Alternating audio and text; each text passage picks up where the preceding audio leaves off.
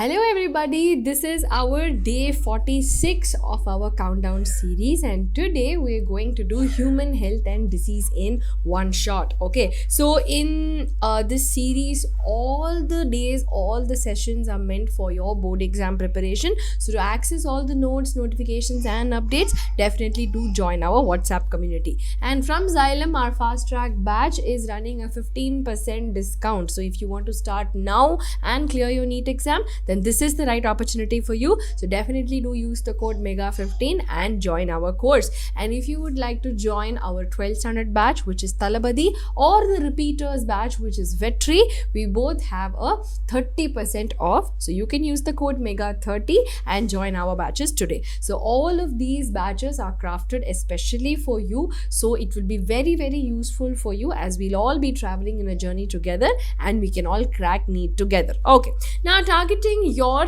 board exam. Okay, so for your board exam, this particular human health and disease chapter is super important because lot of 5 markers, 4 markers and 3 markers appear from this particular section. But in this chapter, if you ask me which are the most important parts that you have to remember, then firstly it is immunity, what is innate, what is acquired, details of immunity and all that. Then AIDS and cancer, super important. The human diseases with pathogens, normal disease, what is the cause of organism, or what is the treatment and what is the diagnosis. This is very simple but can fetch you a lot of marks in your board exam. And then followed by drug and alcohol abuse. These are the top 5 topics that you need to remember for this particular chapter. Okay everybody, so let's start off with the first topic, which is immunity, which is innate and acquired immunity. But first of all, when I say immunity, what is immunity? Every single day we encounter so many organisms,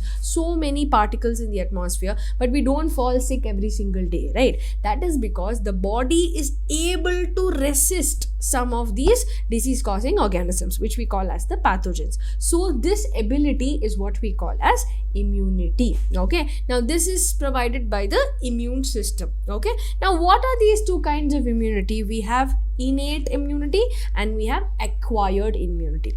Innate immunity is inborn, means from a newborn baby to an old age woman or a person, anybody and everybody will have this particular type of immunity. Okay, so this is inborn, it is non-specific, so everybody has it. It is present from the birth and there is not specific there is no specific mechanism against any particular pathogen, but it will resist all kinds of microbes and everything everything that is not part of your original body. Okay, now if you involve 4 type of barriers in this particular innate immunity. Firstly, we have physical barriers, which is like the skin. So that itself will help us to ward off all the pathogens from the outside itself. Apart from that, even if through the skin and through all the defense that we have physically, if the particle is going to enter inside, we have physiological barriers. Okay, so physiological includes your acids, saliva and all of that. Okay, so physical is your skin and mostly the mucus and everything.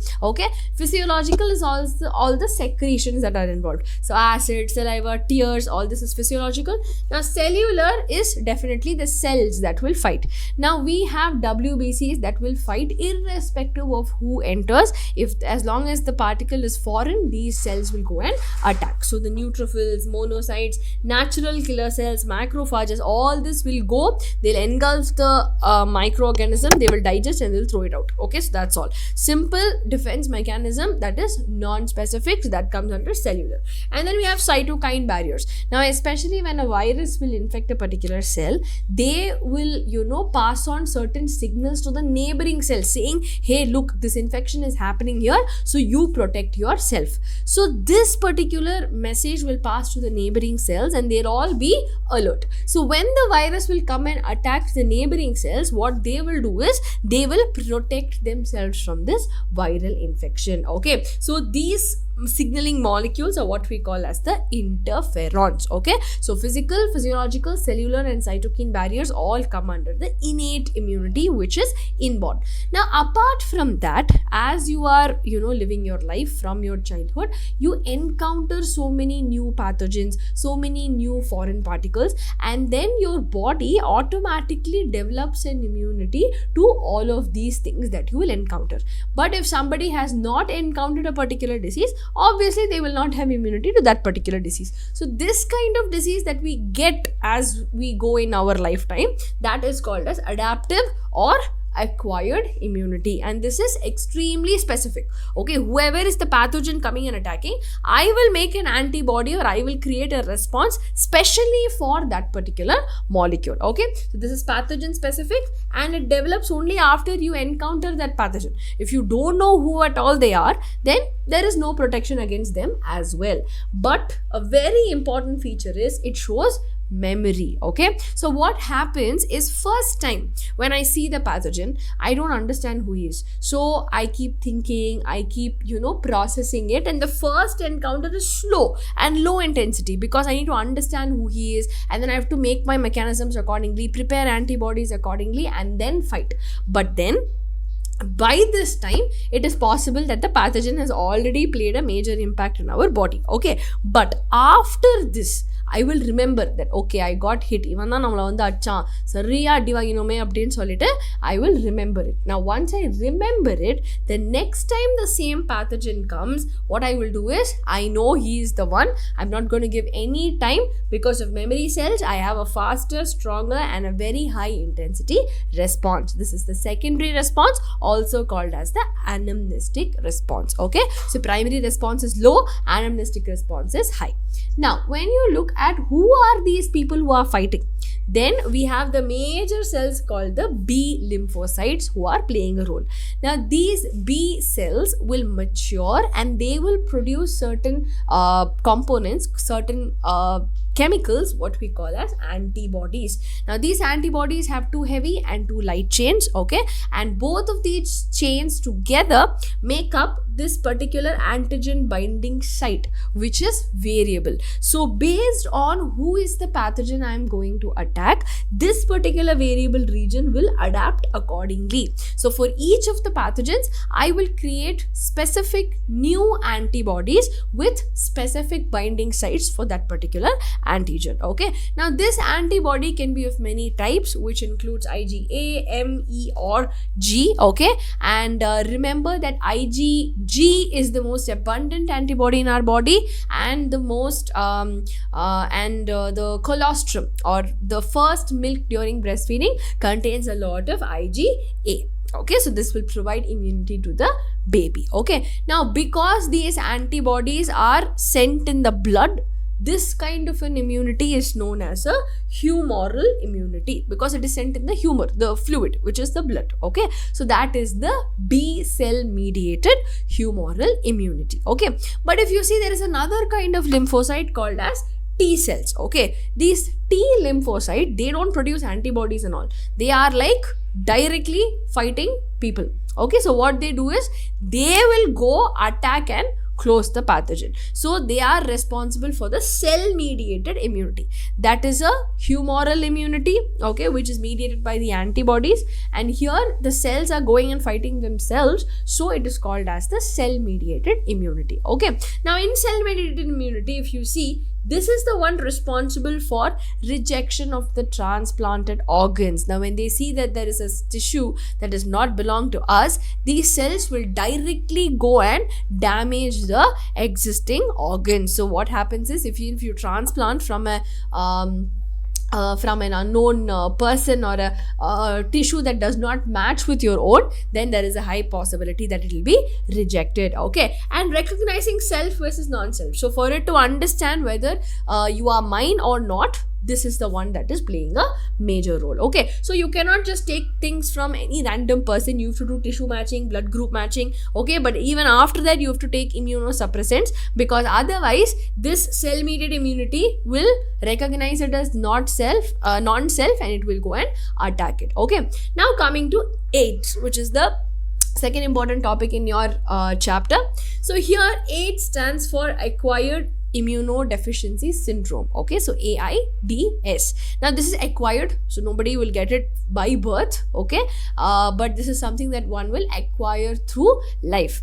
Now immunodeficiency, because it will weaken the immune system, and syndrome because there is a group of symptoms. That's why we call it an acquired immunodeficiency syndrome. Okay, and this was first reported in 1981, and after that it has caused over 25 million people, more than 25 million people worldwide. Okay, so who causes it? It's HIV, which is human immunodeficiency virus. Okay, and it belongs to a group called retrovirus. They initially have an RNA genome, but inside itself they have a reverse transcriptase molecule. So what this HIV does, okay, is so how it enters the person? Firstly, HIV or AIDS is a sexually transmitted disease. So when there is sexual contact with an infected person, definitely they can acquire HIV. Apart from that, if somebody had HIV, they didn't have symptoms, and if they donated blood, and without checking, if you transfuse the blood to a healthy person, they can also get the disease. Then apart from that, drug users use a lot of sharing of needles and all that. That can cause infection, and otherwise it can pass through the placenta from the mother to the child. Okay, so people who have multiple sexual partners, they use IV drugs, or people who require more transfusions are at a higher risk, and also children who are born to HIV positive mothers directly acquire the disease. Okay, so just by touch, handshake, through the food that you share, or air, sex, just casual kind of contact will not spread HIV. So you definitely need to have a sexual contact, and like I said, IV use with sharing needles and other things if you have to acquire the disease. Okay, now how it attacks the body is, first the virus will come inside and it will go to the macrophage. It will go to the macrophage and it will tell the macrophage, hey macha, I am yours only da, I am your system only da, don't treat me like this and all. It will tell. Now this macrophage is confused. Why? Because this virus will come inside, it will use the RNA that it has, it will convert that RNA to DNA using the reverse transcriptase enzyme that it brought with itself. Okay, it's come fully prepared for the picnic, so it will convert itself to the DNA, and then this DNA will integrate into the host DNA. So now macrophage is confused. Okay, if this is my DNA, then I have to replicate it. So it will go on replicating it and act like a HIV factory. Now once this virus has multiplied using the macrophage, now next stop is who? T lymphocyte. So this will go to the T lymphocyte, it will infect more T lymphocytes, and it will burst the T lymphocyte, leading to a decline in the number of T cells, which is mostly the T helper cells. Now this T helper cells are the ones that make the sketch for the blue cells to the B cells to produce the lymphocytes. Now what happens if his cell counts are going to reduce, then B cells don't know what to do, so antibodies are also going to reduce in the body. As a result, immune system is weakened and any random person can come and attack the body. That is how a person who has HIV doesn't die because of HIV. They die because their immune system is so weak that they catch another disease and then they die. Clear, everybody? Now if you look at symptoms, like I said, it's not directly a sexually transmitted disease as such. Okay, so here you will have persistent fever, diarrhea, weight loss, okay, and other infections by virus, fungi, parasites or bacteria. So because of that, body cannot fight any infection and the person will die. Okay, so how to find this? You can find it using ELISA, which is the enzyme linked immunosorbent assay. So even very low quantities of this virus can be detected through this method. Now treatment, if you see, there is no cure to HIV, but what you can do is you can prolong the disease, you can slow down the symptoms, and you can prolong the lifespan of the individual. That's the maximum you can do. So what you can do is you can use antiretroviral drugs. Okay, so you can use certain medications to slow down the disease, and ultimately you can only just prolong, like I said. So there is no cure to AIDS, so you cannot prevent death. Okay, Now, definitely before we continue, do scan the QR code and join our WhatsApp community for all the updates and all the notifications. And to get notes, definitely do attempt all our tests so that immediately you will be able to access the notes. Okay. Now, from Xylem, we have the fast track batch preparing for NEET 2026. So if you want to join now also, you can use the code MEGA15 and get a 15% off. So if you want to join the Thalapathy batch, which is for the 12 standards, or the VETRI batch for the repeaters, you can still do by using the code MEGA30, getting a 30% discount. Okay, now continuing on to cancer, which is again a most important topic in your syllabus, as well as a very, very dangerous disease across the globe. Okay, so if you see, this is one of the most common causes of death worldwide. Okay, and what this is, it is just uncontrollable cell division. Okay, so normal cells, they have to stop dividing at some point, correct? So for that, they have certain mechanisms, which is like called contact inhibition. So what is contact inhibition? If you go on eating and then the bell rings and then your next teacher is coming in, what your friend will say, okay macha, break is over, okay, close the dabba and sit for the class. So what you'll do, oh okay fine, you'll close it and you'll go. But what if there was nobody to tell you this? Then you will go on eating in the class also. No, so that only happens in the case of cancerous cells. So normal cells show contact inhibition, which is nothing but when they touch other cells, they should stop dividing. But this cancerous cells, they lose the contact inhibition, so they start dividing uncontrollably and they form tumors. So these tumors will invade and it will damage the surrounding tissues, as a result causing a problem. Now when you look at just tumors is a mass of cell. Okay, that's what we call as a tumor. So this tumor can be benign, which means it is confined to its original location, it doesn't spread and it doesn't cause any harm. But malignant means they are cancerous, so they are rapidly dividing neoplastic cells. So what are neoplastic? Nothing but uncontrollably dividing cells are called neoplastic cells. Even the tumor can be called as neoplasm. So if you see this in the question, do not forget that. Okay, now they invade, they destroy, they spread to the other tissues, they get all the nutrition from the normal cells and they starve the normal cells, and they can also pass on to other organs through the blood. Okay, so all this kind of characteristics the cancerous cells will will exhibit. Now if you see the spreading, right, from the from the site of the tumor to new places, it will spread through the blood, and this is what we call as metastasis, and it's the most dangerous feature of the cancer. Okay, now what can cause it? Any agent that causes this can be called as carcinogens. Okay, and the physical carcinogens include any kind of ionizing radiations, UV radiations and all that, which can cause DNA damage and mutate the cells into a cancerous cell. Or I can have chemical carcinogens like tobacco, like other there are so many colored molecules and all that are found to be cancerous. There can be biological agents like certain viruses. Okay, and these viruses will contain some oncogenes which can activate cancerous behavior in our cells, and there are something called as the proto-oncogene.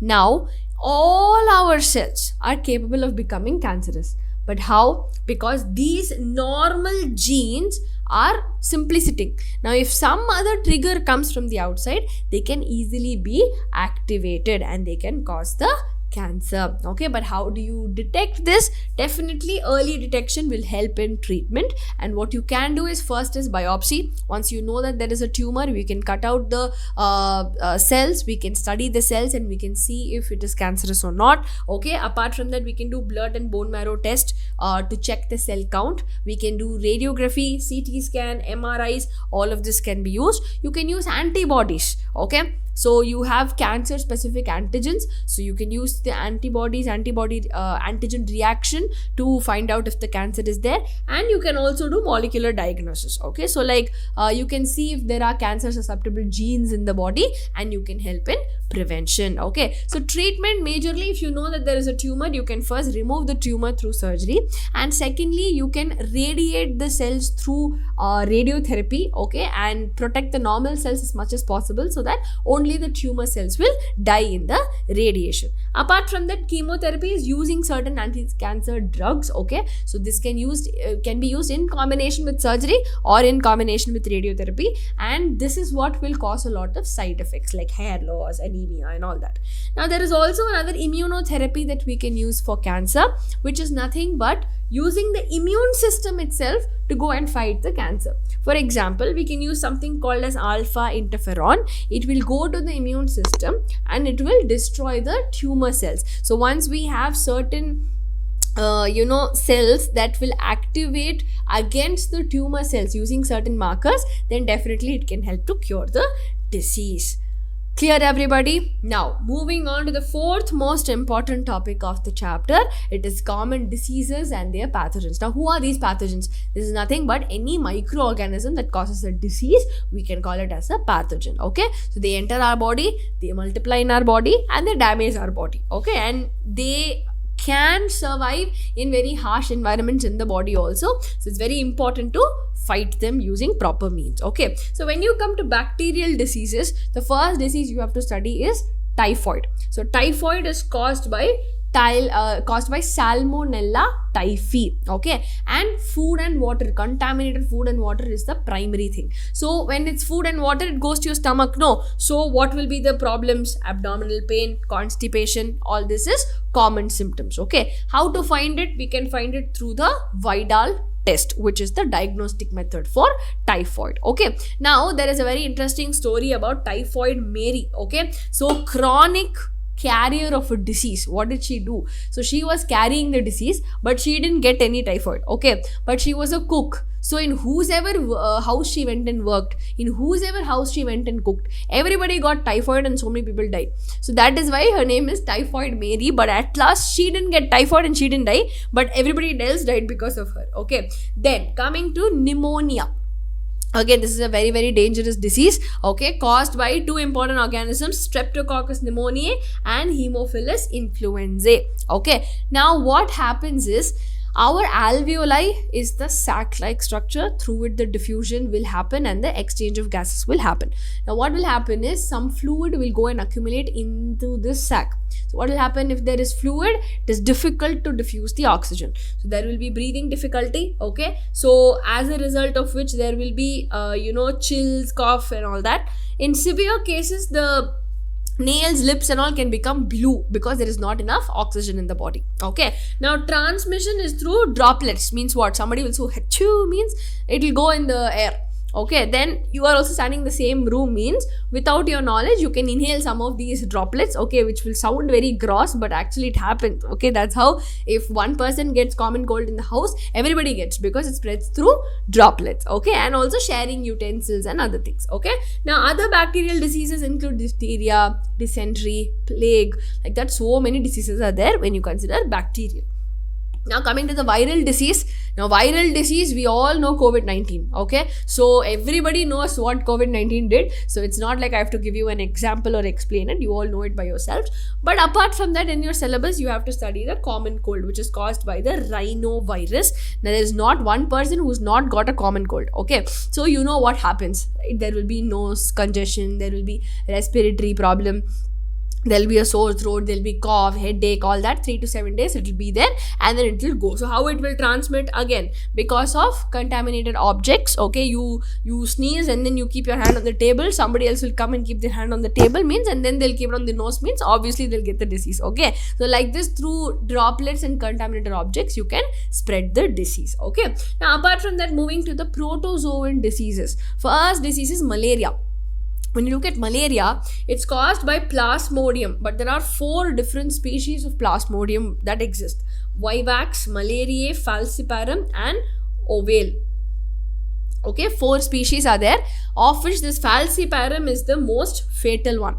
And who will spread this? Mainly female Anopheles mosquito. Okay, so what this female Anopheles mosquito will do is, in the salivary gland of the mosquito, in the gut, okay, first in the gut, what happens is fertilization will take place, and then the infectious stage called as the sporozoite will be there in the salivary gland of the mosquito. Now that mosquito will come and bite one healthy individual means in through the nose of that mosquito, it will inject this sporozoite into the blood of the healthy individual. Now from there, what it will do, it will come to the human being. Once the mosquito bites us and this sporozoite has come inside, it will go and attack the liver cells. There they will multiply. Then from the liver cells, they'll come to the RBC. Then in the RBC, we have hemoglobin. No, using the hemoglobin itself, it will make its own toxin called as hemozoin, and it will burst.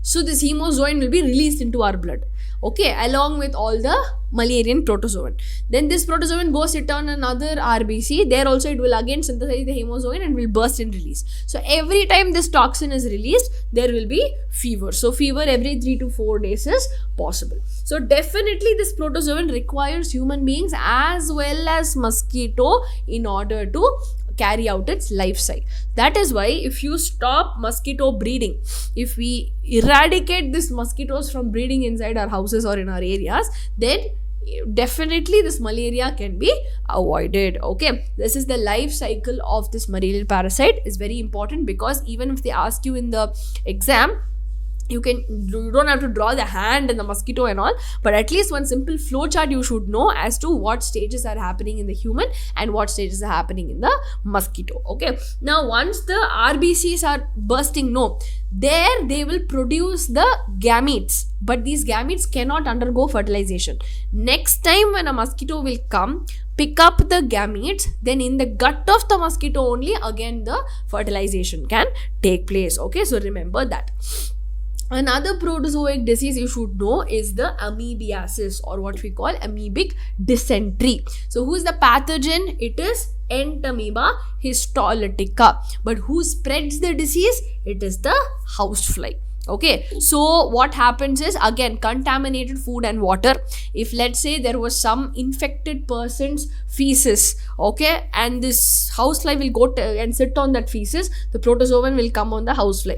Then the housefly will come to your house, it will sit on your laddu, your rice, your rasam, your everything. Then what will happen? Or the automatically protozoan is dropped on your food, you will eat the same food. Then what will happen? You will get stomach pain, cramping, mucus and blood in the stools, and in worst cases there can be very bad intestinal cramping and perforation that can happen also. Okay, so this Entamoeba histolytica spreads only through houseflies. Okay, that is why you should not let houseflies in your kitchen because it's not hygienic. Okay, then coming to the helminth diseases. Okay, firstly, we have ascariasis, which is caused by ascaris or the common roundworm. Okay, so here also what happens is, it is through the contaminated vegetables, fruits, okay, without washing the eggs. If a person will consume it, then what will happen is internal bleeding will happen, anemia might happen, intestinal blockage can happen, and this particular roundworm will keep laying eggs inside the host.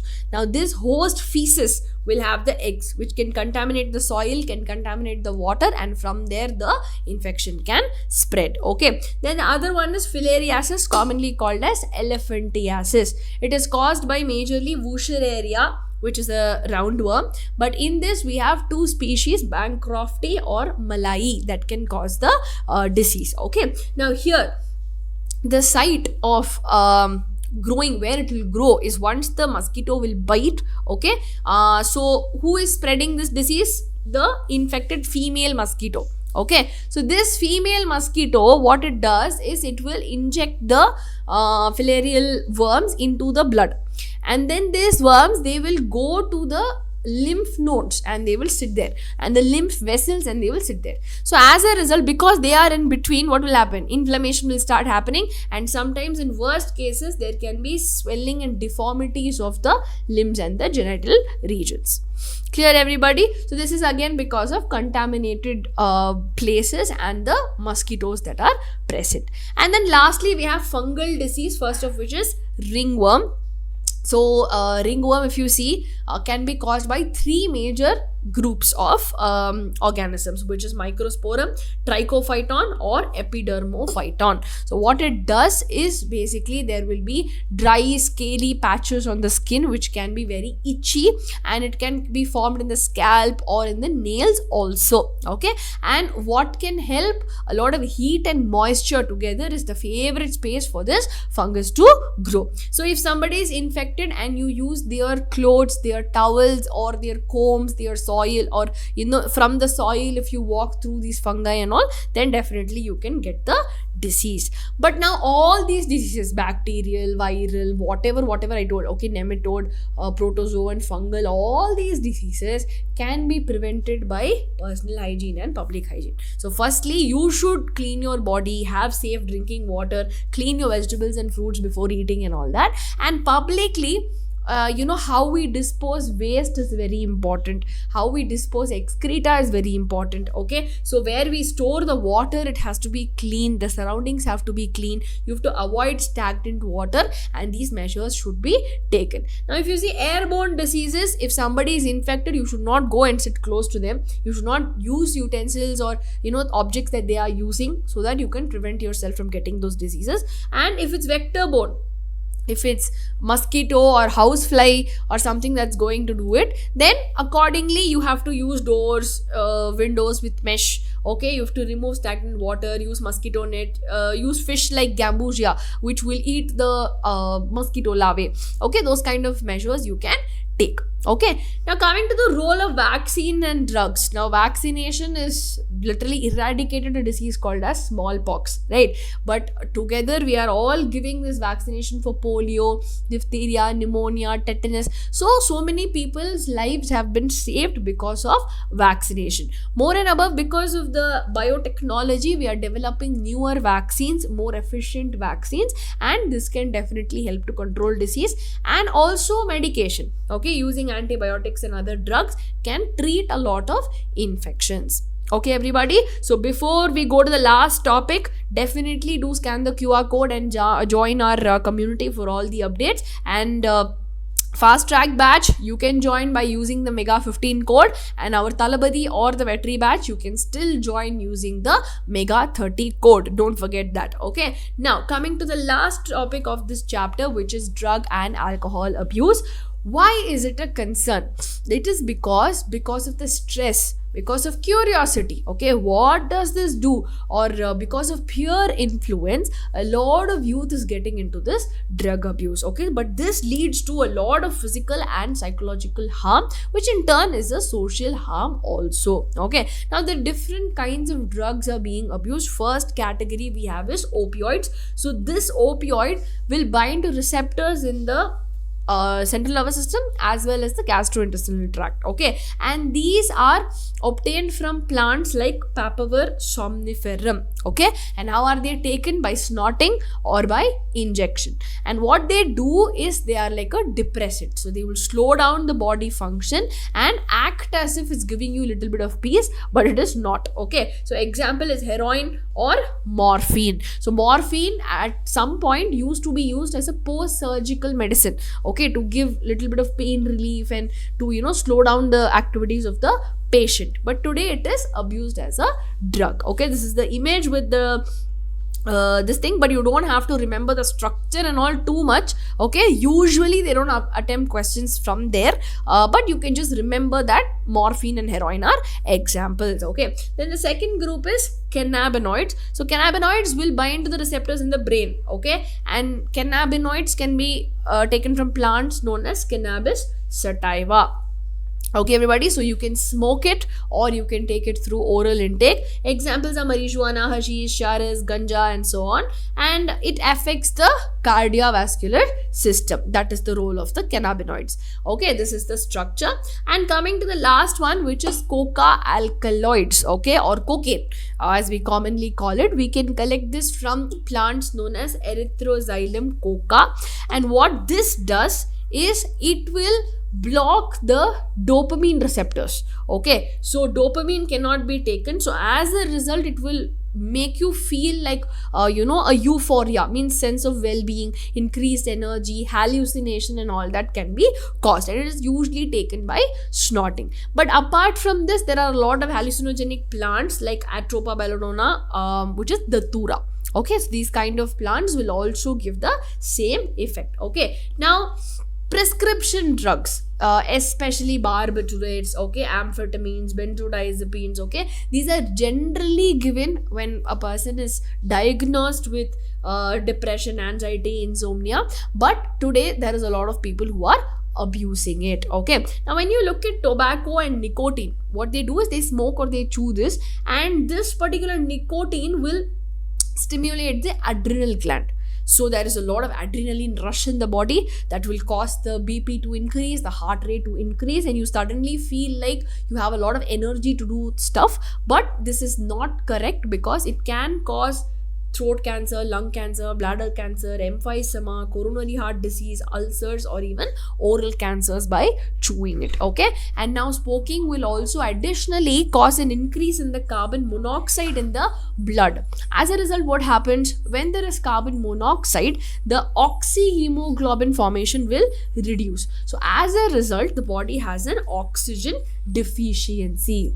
Is that clear, everyone? So when there is oxygen deficiency, automatically the body functioning will also be impaired. All right, now coming to adolescence and substance abuse. Now adolescence is the age between 12 to 18 years of age. Okay, and this is the time when there is a lot of physical, emotional and social changes that are happening. Okay, now because of this in this period of time, first of all, there is a lot of curiosity, there's a lot of experimentation. Apart from that, there's a lot of stress that children take. There is peer influence, media influence, family issues, okay, and the general feeling that if you take alcohol or if you take drugs, it's cool.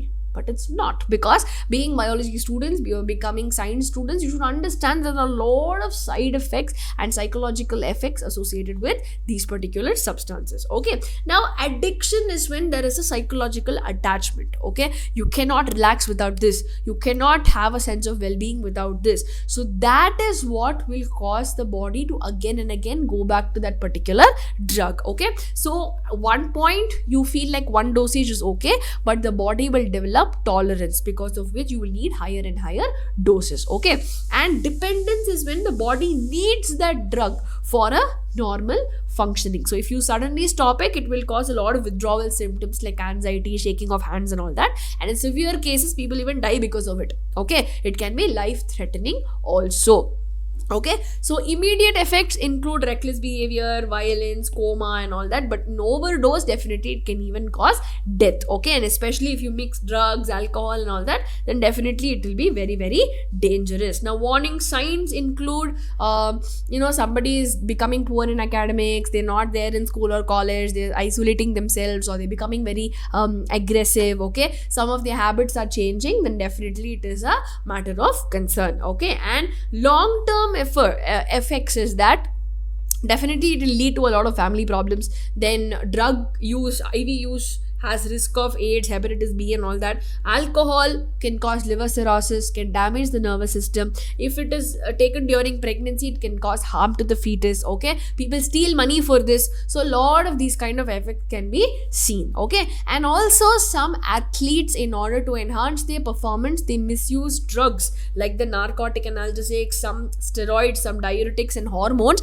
to improve their performance artificially. Okay, so I have put down a side effect of the steroids that generally can be taken. Okay, so in adolescents it can cause severe acne, maybe stunted growth also in abnormal conditions. But in males and females, if you see, males also can have mood swings, increased aggressiveness, testes can shrink, low sperm count, baldness and all can happen. In females it can cause a lot of aggression, masculinization, abnormal menstrual cycle, facial hair and deep voice can develop. Okay, now prevention and control is definitely do avoid peer pressure. Okay, respect individual capability, don't stress the children, and even if you are a child, then don't get stressed. Okay, so you should not push children to extremes, and you should not push anybody who does not want to do something. So that itself will cause a lot of betterment. Okay, don't bully other people and don't do other things like that.